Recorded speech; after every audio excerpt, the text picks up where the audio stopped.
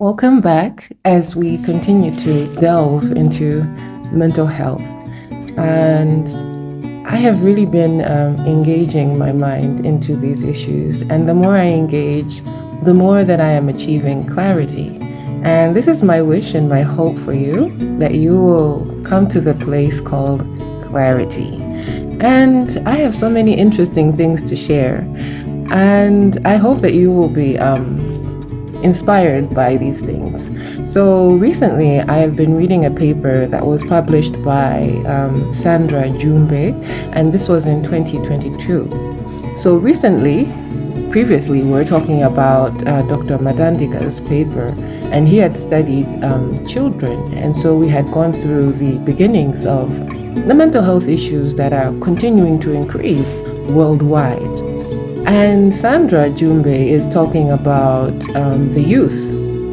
So today we are focusing on the youth. And her study was conducted via social media in universities and also with community youth organizations. So she had the time to talk to these youth and to decipher what are the mental health issues that are surrounding them. And she used a community engagement approach, which she reports that this approach in low-middle income countries can help to steer and shape culturally relevant interventions for stigmatized topics like mental health and can result in better healthcare. So you'll see that she's clearly stating that there is a stigma surrounding mental health. And that caught my heart, that I sort of felt it, and to read it was a comfort to my heart and to my soul, that truly someone needs to speak up concerning mental health. What are all of the ramifications? We need to go through them, and we need to come face to face with these issues, because if we are to achieve what we need to achieve, which is better mental health, we need to begin to engage, we need to begin to talk. And so here I am talking for the children and how they are affected. And today we are going to clarify or achieve more clarity on the youth of Malawi, actually. How are they being affected? And I believe that this also applies to other low-middle income countries within the sub-Saharan region, but also throughout the globe. And so they had time to do focus group discussions with the youth. And the results revealed that there is a vicious cycle of poverty and mental health problems for youth in Malawi. So it's a vicious cycle: poverty, mental health, poverty.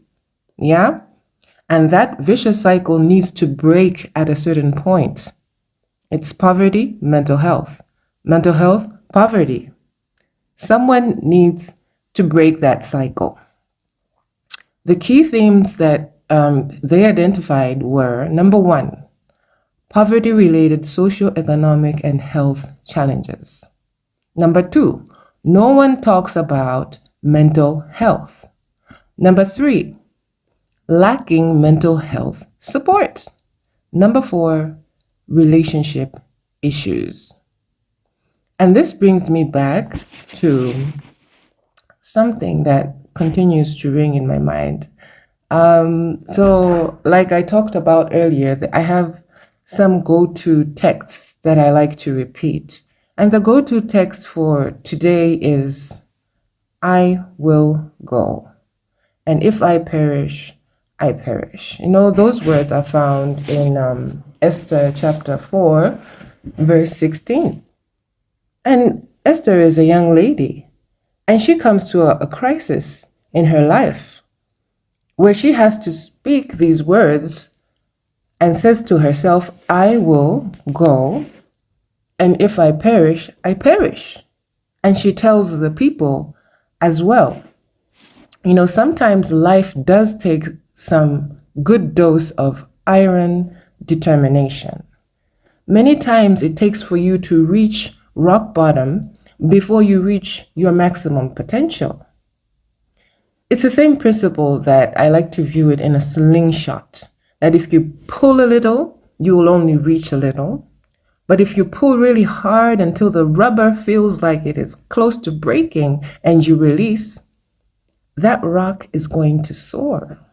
And many times in our lives, we'll find that we reach a certain rock bottom. And for Malawian youth that were studied in particular in this time, it's that vicious cycle of poverty, mental health, poverty. And poverty can bring you to a rock bottom, and so can a mental health issue. But then we need to remember how to come out of the situation that we are in. Like how Esther said, I will go, and if I perish, I perish. So rock bottom is that kind of place where you not only have, if you have experienced it before, whether you're in a financial trap, you can come to the point where you feel like you have nothing to lose. And actually, you might think that it's a bad place, but you can soon discover that that bad place has a potential to help you. And how is that?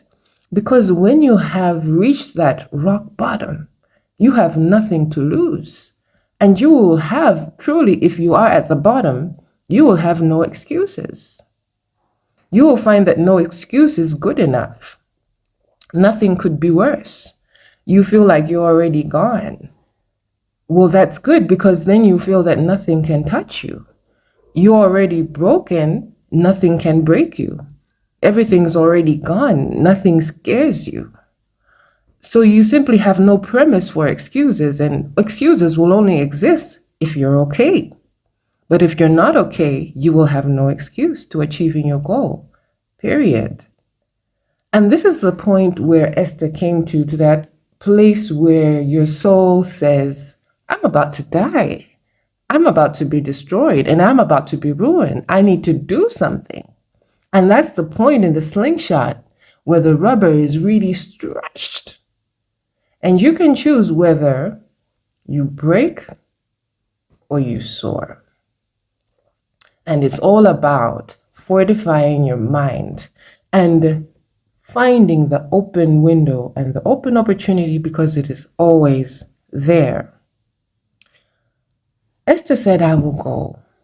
And if I perish, I perish. I like how some say that when your life is face to face with death, that's when the real you will appear. That in a crisis, that's where your character is revealed. When something happens to you, when things don't go as you have planned, whatever it is that happens to you, whether it's a disappointment or a discouragement, your reaction is going to reveal the real you, the thoughts that you have in your mind. You have to be careful of what you do after a disappointment, or when you're in trouble, or when you're in a tricky situation.